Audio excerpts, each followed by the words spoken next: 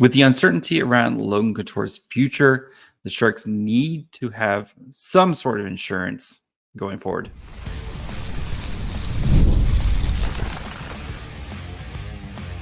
You're Locked On Sharks, your daily podcast on the San Jose Sharks, part of the Locked On Podcast Network, your team every day. Hello, welcome to Locked On Sharks, the premier hockey podcast covering your favorite team in the Bay Area. My name is JD Young, caretaker at the Reef, also the co-host of the Western Conference Tuesdays on the Locked On NHL show. I want to thank you for making Locked On Sharks your first listen. Probably part of the Locked On Network. We cover your team every day. If you want to be an everydayer, all you have to do is just follow along wherever you get podcasts, or you can watch this on YouTube as well.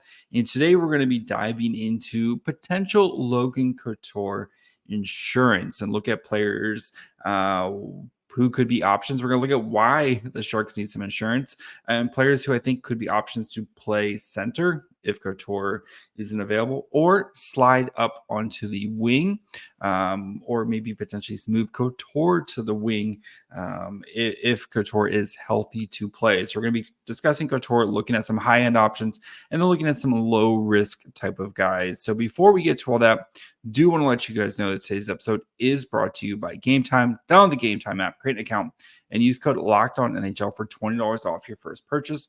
Terms apply. First, do want to apologize. Normally, I'm very much a get this out, it's in your feeds when you wake up. Had some stuff go on. So we're getting this out around lunchtime, a little before lunchtime on Friday. But apologize. I'll try to do better. So let's discuss Logan Couture, who last year played 6 games. Had 0 goals, 1 assist, 7 shots on goal, played 18:45 average time on ice. Corsi for 40%, goals for 33.33%. So with Couture, who was dealing with a hip injury that he hurt, I guess, kind of as he was training going into the season. And we know the game that we played with Couture all season was, he starts to kind of progress better, pushes it a little bit too far, and kind of has to take a step back, right? And finally makes it to get to play NHL games, but it re-injures it and is shut down for the rest of the season. So the expectation for Couture is he's going to start training again this summer and start ramping up to be ready for training camp and hopefully have a full go this season. So as Sharks fans, right, we want Logan Couture to be ready, to be eligible to play and play a full 82 games or full complement to this season. Because if you go back to the previous year, Couture was awesome, right? In the 22-23 season, where Couture played 82 games, he had 27 goals, 40 assists, 67 total points. He averaged over 19 minutes a night. And that was just a really, really great kind of vintage Logan Couture season, especially on what was a really bad team. And the hope is that Couture can maybe recapture some of that. And I don't know if Couture, he has struggled with injuries throughout his career. Missed games here and there. This was the first time in his career that he played a full 82 games since the 14-15 season when he was 25. And Logan Couture is now 35. It's not it shouldn't be an expectation that Couture is going to play a full 82 game season. Can you get 70, 75 games and maybe he deals a little bit of nicks and bruises here and there, or maybe you rest him a little bit, but that's what we are hoping as Sharks fans, because the Sharks are a better team when Logan Couture is on the ice. And we saw that even in his 4 games last year where the Sharks played pretty well with Couture in there. But Mike Grier, he needs to plan for the worst case scenario.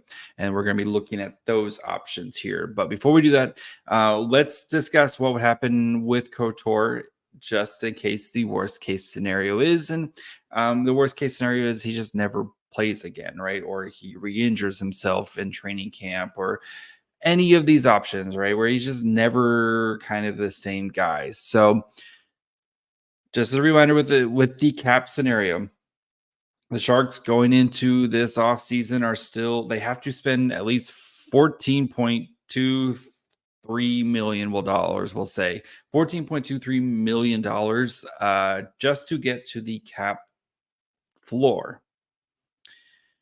If Logan Couture is just not healthy enough, I would assume he sits on IR for the remainder of his career and maybe gets moved to LTIR if the Sharks ever need the cap space, but I don't think they will. So he does have 3 years remaining on his contract at $8 million with a modified no trade clause of 3 teams. Again, I don't see someone trading for Couture at any time soon unless they desperately wanted the cap space where they could trade for him. And then move him to LTR, but that's a different conversation for a different day. So we'll just assume Couture is, worst case scenario, Couture is just done, right? Just done. The Sharks would just keep him on IR. He would get paid his contract. And then that $8 million would go against the Sharks cap as they need to get to the cap floor. If you put him on LTIR, you would basically have to try to replace that $8 million. And I don't think Mike Greer's in that frame of mind to try to basically then have to spend quick math. What is that? 14 plus 8, $22 million this offseason in free agency just to, again, hit the cap floor. So for Couture, he would probably just kind of hang out, maybe be that coach on the ice type of player. You know, we saw him last year kind of hanging around, maybe not coach on the ice, but kind of hanging around trying to help wherever he can. And I think that would just kind of be what Logan Couture is. So you don't want to, like, you can't cut him or waive him or any, like, he's injured. He would just sit on the Sharks books. And if the Sharks got to the place in the next couple of seasons where they needed that cap space, then you would just move him to LTIR, where you can kind of tap into that extra cap space. Look at our friends at the Golden Knights who've been using, Lehner, for example. They've been using Robin Lehner's contract to give him that little bit of extra wiggle room when it comes to the trade deadline to acquire new contracts, et cetera, et cetera. Sharks are nowhere near that position. Maybe if even in 3 years, right? Because 3 years from now, after the Couture contract, that's when you have to pay Celebrini and Smith, assuming Celebrini gets drafted and signs with the Sharks, which I would be shocked if he didn't. That's when their ELCs are up, and that's when it kind of, you're phasing out the Couture contract, and then you can bring in, you can use that money for the Smith/Celebrini contracts, and the Sharks cap space will be much cleaner by then, as you'll be basically done with, you'll have the Vlasic contract off the books, which I'm kind of earmarking for the William Macklin contract. You'll have, so you have the Vlasic contract off. You'll have the Burns contract off. You'll have the Erik Karlsson contract retainers off. The Martin Jones buyout, basically the only thing left on the Sharks cap space will just be the Tomas Hertl retained salary. And I think there'll be 3 years left at that point of 1.387, which is going a little bit more than a ELC type of contract at that point. So the Sharks cap space is going to be looking way better here really, really, really soon. So, but that's just, again, worst case scenario. So the hope is that Couture's back. He either plays a 3C role or he can play a top 6 role in the wing if you want to have Celebrini as your second line center, or if you want to have Couture as your second line center and then you have Celebrini on the wing. Whatever you want to do, just having Couture in the lineup is going to give you a lot of options, right? And if you wanted to run a Granlund, Celebrini, Couture, Nico Sturm down the center, like, that's, you can kind of squint at that and say, okay, that's not the worst scenario in the world. Or if you want to have Couture, like I said, play the second line center with Celebrini and Smith somewhere in there, and then Nico Sturm, and then maybe try to add either a 3C or a 4C in free agency, like that. That's kind of what you want to do, right? Is put yourself in the best position. especially with Smith going to be here and with Celebrini here, you want to try to insulate those players. That's going to be a theme for the remainder of the offseason is we're going to have these players. We want to insulate them with other good players so we don't have a repeat of last year where, William Macklin is out there kind of feels like he's trying to have to do it on his own for, good chunks of the season. So we're trying to insulate the players, the young players, and put them in the best possible position to succeed early on. And having Couture in the lineup helps them do that. So what happens if Couture is just not going to be available, or what happens if he plays a couple games and it just kind of falls apart? And that's what we're going to look at here in a minute. So guys who have the versatility to play wing or play center, and again, play those middle six or at least third line roles. So we'll start digging into these guys here in just 1 minute. If you want to get tickets to the NBA Finals, maybe you want to go to Dallas, you want to go to Boston, or you just want to go catch a Giants game, A's game, concert, comedy show, whatever it is, you need to check out Game Time. They have killer last-minute deals, all-in prices, views from your seats, and their lowest price guarantee. Game Time takes the guesswork out of buying NBA tickets. The thing I love about Game Time is you can actually see what your seats are going to look like. Panoramic views, you know what the venue is going to look like. Because there's nothing worse than getting there and realizing you got a bad seat. Actually, the only thing worse than realizing you have a bad seat is when you go to check out and you get slammed with a bunch of fees. With Game Time's all-in pricing, you don't have to worry about that. You know exactly what you're going to pay when you go to check out. No surprises, no shocks, no like, oh, what am I doing with my life as you go to check out. So take the guesswork out of buying NBA Finals tickets with Game Time. Download the Game Time app, create an account, use code LOCKEDONNHL for $20 off your first purchase. Terms apply. Again, create an account and redeem code LOCKEDONNHL, LOCKEDON NHL for $20 off your first purchase. Download Game Time today. Last minute tickets, lowest price guaranteed. All right, so who should the Sharks look at as potential insurance guys for Logan Couture? So I looked at 4 names here. I have 2 guys who are going to cost a little bit more, but I think are worth it, and 2 guys who are kind of in the Nico Sturm, maybe third line guys who might be able to, when if called upon, could add a little bit of value here. So again, right, the idea is these players can either play center, maybe kind of a third line center role, or they can play a second line wing role to play with Macklin Celebrini. So the first guy on my list here, on my wish list is Sean Monahan. So this season he got the privilege to play 83 games as he was traded from the Canadians to the Winnipeg Jets.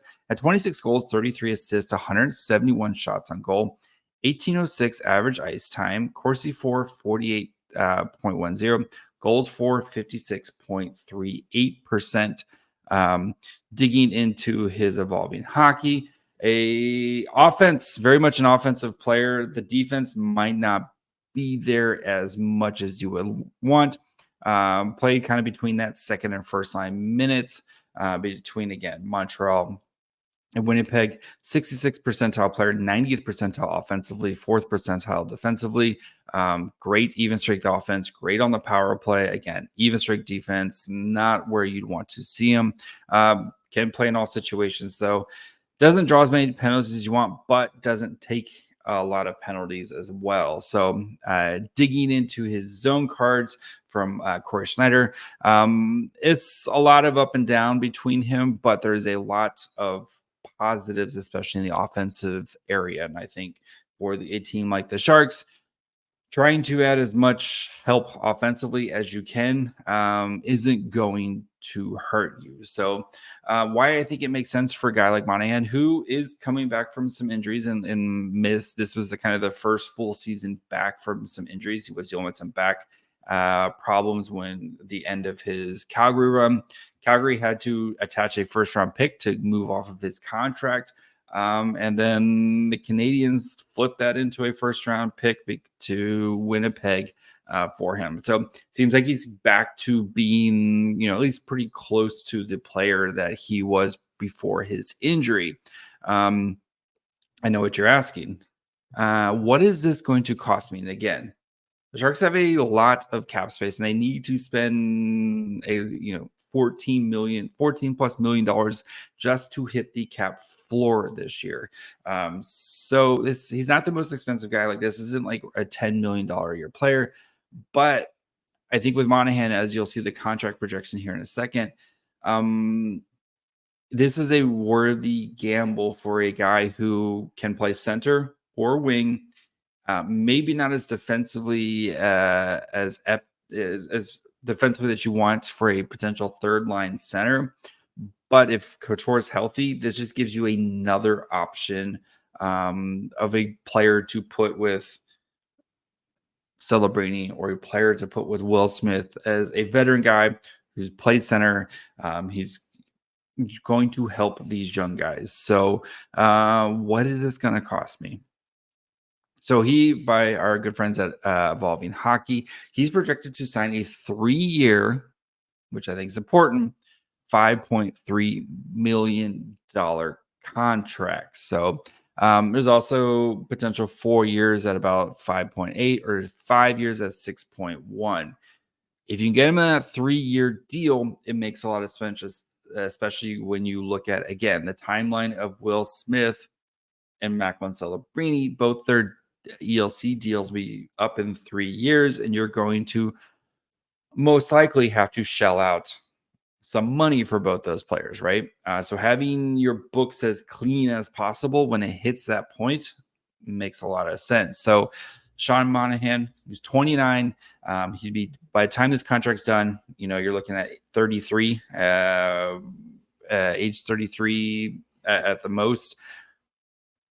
A guy like this who can come in, provide plenty of offense, and help put these young guys in a position to succeed. Or if Couture is unable to go, can, I think, slide into that 3C role, maybe put him with a little bit more defensive wingers, a guy like Luke Cunnin type of player or whoever, but still, I think a guy who's versatile enough to be able to play as your really souped up 3C and allows Celebrini to grow in his role. So the next guy, kind of in the same vein, is Alex Wennberg, 6'2", 190 pounds, played 79 games this year, split between the Kraken and the Rangers, 10 goals, 20 assists, 90 shots on goal, 1759 average time on ice.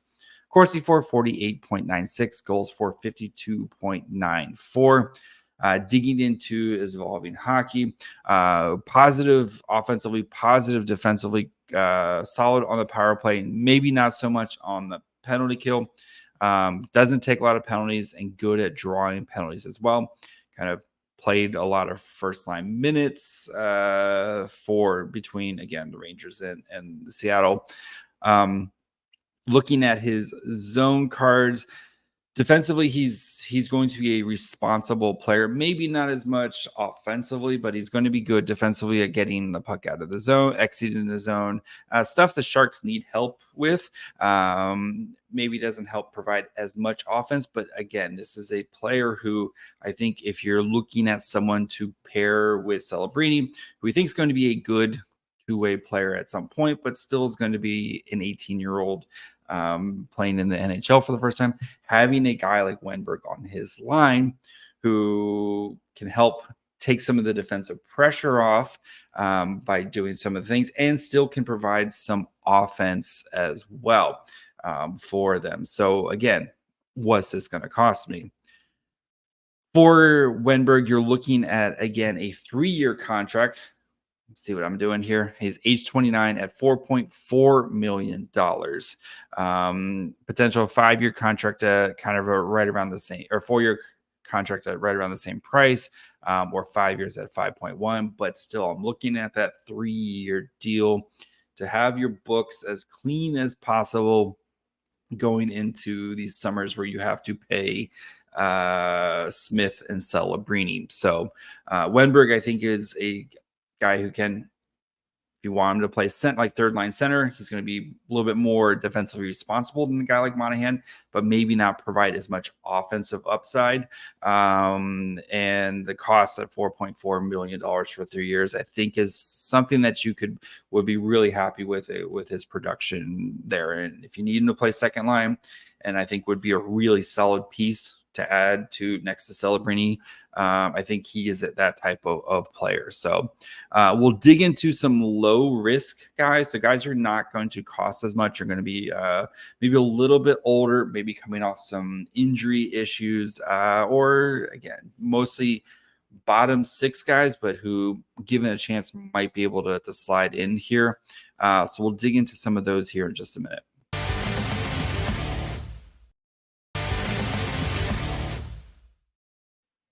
All right, let's finish up by looking at some low risk, we'll call them. I don't want to say cheaper, but these guys' contracts are not going to be as expensive, and they're much shorter. So if they don't work out, they'll be off the books much quicker. So the first guy we're going to be looking at here is Travis Boyd.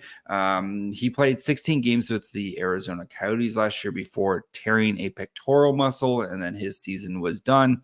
Had 2 goals, 6 assists, so he had 8 points in his 16 games, 12 shots on goal, only played .937 average time on ice. Corsi for 40.78, goals for 58.82%. Digging into his, so since he didn't play much last year, I pulled back the last 3 seasons of his Evolving Hockey. So positive offensive player. Defensively he's okay-ish, a little bit below average. Plays on the power play, plays on the shorthanded, maybe not the biggest impact guy in there. And then looking at his zones, really good offensively on shots off high danger passes. William Macklin, good at doing that. Celebrini, we think is going to be really good at getting those one-timers, so getting those one-time passes. Travis Boyd feasts off stuff like that. He's a little bit more skill specific, but I think there's enough positive things there to maybe make up for some of the negative attributes as well. And then for Boyd, he's not going to cost you much. He's expected to get a 1-year deal at $1.1 million, 51% likelihood for that. So you can bring him in for a season and see how he does. And then if he doesn't work out, okay, cool. You took a shot at him. And if he works out, you can, again, sign him to another low-term, low-cost contract with San Jose. Or you can just trade him at the trade deadline if he works out really well. Plenty of options for you there. But he's a guy who maybe if Couture's healthy, where I think Boyd would be your 3C, and then if you want to put Couture on the second line to have play with Celebrini, you could do something like that. Or if Couture isn't healthy, again, he's your 3C guy. Maybe you look at somewhere else to bring in and try to help out, but you give yourself a little bit of Couture insurance. That way you're not having to go, dip into your veteran CUDA players like we saw with Ryan Carpenter, right? Ryan Carpenter was supposed to be, the first line center or second line center for the Barracuda last year. Ended up playing basically the entire season with the Sharks, and we saw the trickle down effect there, right?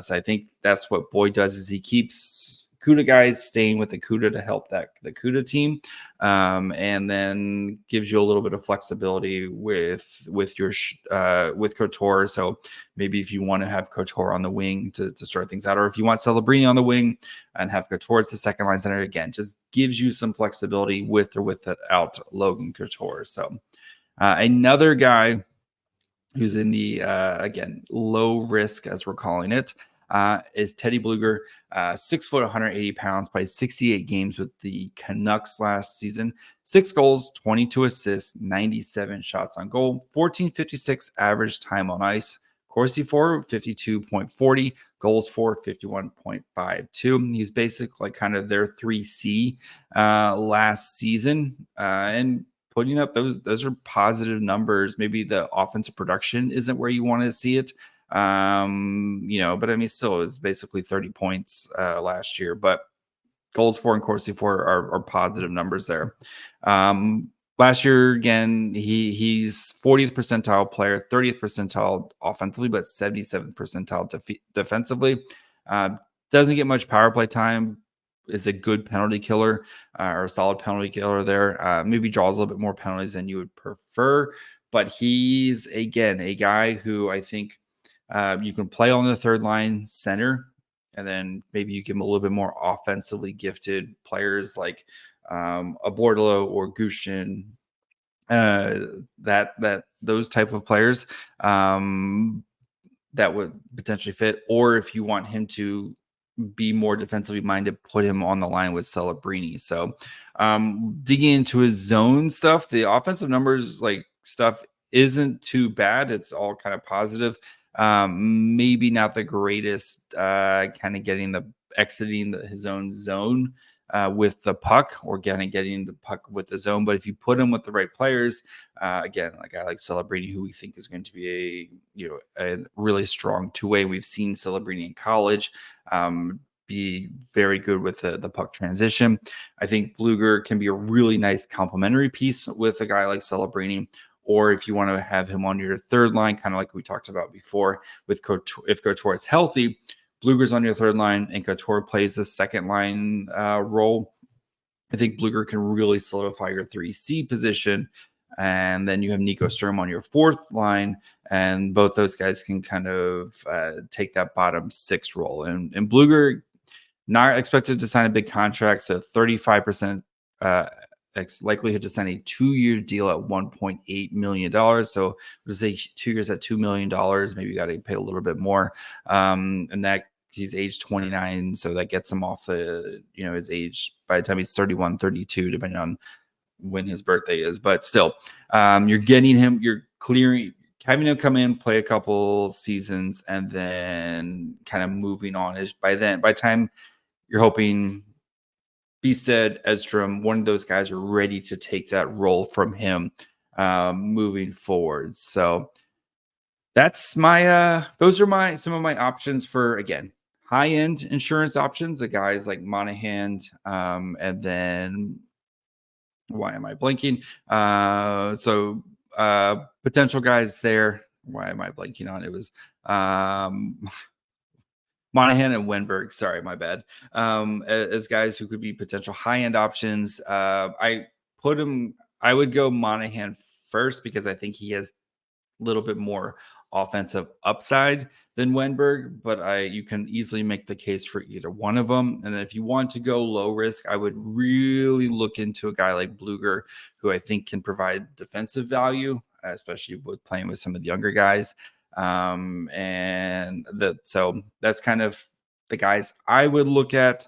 We'll be back next week. Hopefully we'll get some news on coaching here soon. And then we've also going to continue our digging into Sharks drafts.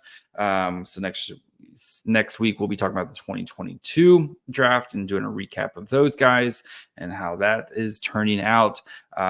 Plenty of Will Smith stuff coming up. We'll again see kind of where he fits in, all that good stuff. So and more draft profiles, so make sure you guys are following along wherever you get podcasts. Of course, you can watch on YouTube as well. Follow the show on Twitter, Facebook, and Instagram at Locked On Sharks. Follow me on Twitter at MyFryHole. Till Monday or this weekend if the Sharks hire somebody. Bye, friends.